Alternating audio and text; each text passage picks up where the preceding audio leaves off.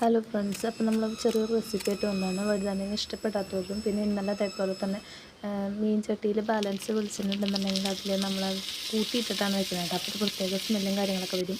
അപ്പോൾ ഒന്ന് ട്രൈ ചെയ്ത് നോക്കിയോളൂ കേട്ടോ. മീൻ വെച്ച് ചട്ടിയിൽ ഇങ്ങനെ വഴുതനങ്ങ വെച്ച് കഴിഞ്ഞ് കഴിഞ്ഞാൽ അപ്പോൾ സാധാ ചെയ്യുന്ന പോലെ തന്നെ ഉള്ളിയും വെളുത്തുള്ളിയും കൂട്ടിയിട്ട് ചതച്ചിടുന്നു. അതിലേക്ക് ആവശ്യമായപ്പെട്ട മഞ്ഞൾപ്പൊടി, അതേപോലെ തന്നെ നമ്മൾ കുറച്ച് മുളക് പൊടി ഇടുന്നുണ്ട്.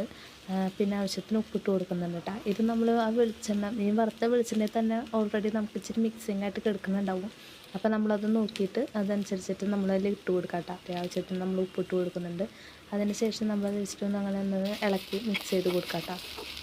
എല്ലാവർക്കും യോജിച്ചതിന് ശേഷം നമുക്ക് ഇച്ചിരി ഒരു വെളിച്ചെണ്ണയുടെയോ എന്തെങ്കിലും ഒരു കുറവ് തോന്നുകയാണെങ്കിൽ തന്നെ വെളിച്ചെണ്ണയുടെ ആ ഒരു സ്മെല്ല് മാറുമ്പോൾ തന്നെ നമുക്കറിയാമല്ലോ വെളിച്ചെണ്ണ കുറച്ചുകൂടി ഒഴിക്കണം എന്നുള്ളത്.